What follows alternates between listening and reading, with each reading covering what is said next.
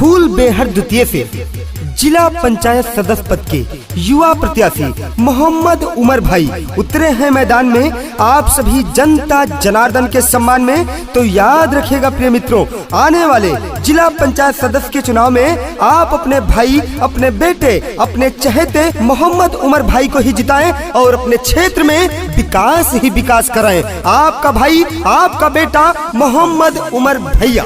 समाजवादी पार्टी जिंदाबाद जिंदाबाद जिंदाबाद। माननीय मुलायम सिंह यादव जिंदाबाद जिंदाबाद जिंदाबाद। अखिलेश यादव जिंदाबाद जिंदाबाद जिंदाबाद। उमर भैया जिंदाबाद जिंदाबाद जिंदाबाद। फूल बेहर द्वितीय की जनता जिंदाबाद जिंदाबाद जिंदाबाद। गौवा के सान बाटे भैया जी, जानत है दादी और दादा, सबही के कमवाए आवत है, मजबूत है इनका इरादा। गौवा के सान बाटे भैया जी, जानत है दादी और दादा, सबही के कमवाए आवत है, मजबूत है इनका इरादा। बूढ़े बच्चा कहे सबके साथ रहे, बूढ़े बच्चा कहे सबके साथ रहे, उमर भैया को जिताना है, फूल बेहर द्वितीय को बढ़ाना है, उमर भैया को ही जिताना है, फूल बेहर द्वितीय को बढ़ाना है, उमर भैया को ही जिताना है। साथ दिया तो काम करेंगे, जन जन का सम्मान करेंगे, झूठे वादे नहीं करेंगे, ये कहना है आपके अपने जिला पंचायत सदस्य पद के भावी प्रत्याशी उमर भैया जी का। याद रखिएगा प्रिय मित्रों, अगर अपने फूल बेहर द्वितीय को विकास की तरफ ले जाना है तो उमर भैया को ही अपना जिला पंचायत बनाना है। आपका भाई, आपका बेटा मोहम्मद उमर भैया, फूल बेहर द्वितीय।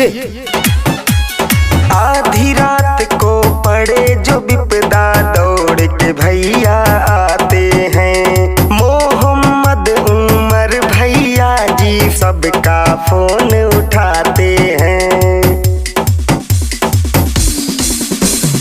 आधी रात को पड़े जो विपदा, दौड़ के भैया आते हैं, मोहम्मद उमर भैया जी सबका फोन उठाते हैं। बाटे घर के बेटौआ ई नोट करा, फुल पावर में यनक सपोर्ट करा, जदी गांव के विकास कराना है, फूल बेहर द्वितीय को बढ़ाना है, उमर भैया को ही जिताना है, उमर भैया को ही जिताना है, जिला पंचायत बनाना है। उमर भैया जी का कहना है कि जो कोई नहीं कर सका ऐसा काम कर देंगे, जो कोई नहीं कर सका ऐसा काम कर देंगे, पूरा हर गरीबों का अरमान कर देंगे।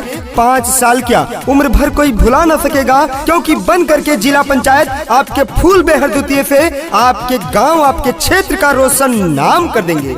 आपका भाई, आपका बेटा, आपका चहेता उमर भैया, एक चुने नेक चुने, उमर भैया फूल बेहर द्वितीय। ऊंच नीच के भेद भावना केहू के अपमान करें, समाजवादी हैं भैया जी सबही के सम्मान करें। ऊंच नीच के भेद भावना केहू के अपमान करें, अखिलेश यादव जी के हैं चहेते सबही के सम्मान करें। दीन दुखियन के भैया जी साथ रहे, सबके सेवा में ये दिन रात रहे, साथ बैठ के खाते ये खाना है, फूल बेहर द्वितीय को बढ़ाना है, उमर भैया को ही जिताना है, उमर भैया को ही जिताना है, जिला पंचायत बनाना है। पूर्व मुख्यमंत्री माननीय श्री अखिलेश यादव जी के सम्मान में आप सभी को आगे आना है और अपने भाई, अपने बेटे उमर भैया को ही अपना जिला पंचायत बनाना है। सभी को दिल में बसा के रखते हैं, सबके काम आते हैं, सबका फोन उठाते हैं। आपके चहेते, आपके लाडले उमर भैया जिला पंचायत सदस्य के भावी प्रत्याशी फूल बेहर द्वितीय से इनको जिताएं, अपने क्षेत्र में विकास की गंगा बहाएं। जय समाजवाद, जय अखिलेश। जिला पंचायत पंचायत बन करके पूरा क्षेत्र चमकाएंगे। उमर भैया घर के हैं बेटे, काम सभी के आएंगे। जिला पंचायत बन करके पूरा क्षेत्र चमकाएंगे। घर के हैं बेटे उमर भैया, काम सभी के आएंगे। मिली सबके जो साथ हुई जम के विकास, मिली सबके जो साथ हुई जम के विकास। फूल बेहड़ द्वितीय को चमकाना है, उमर भैया को ही जिताना है।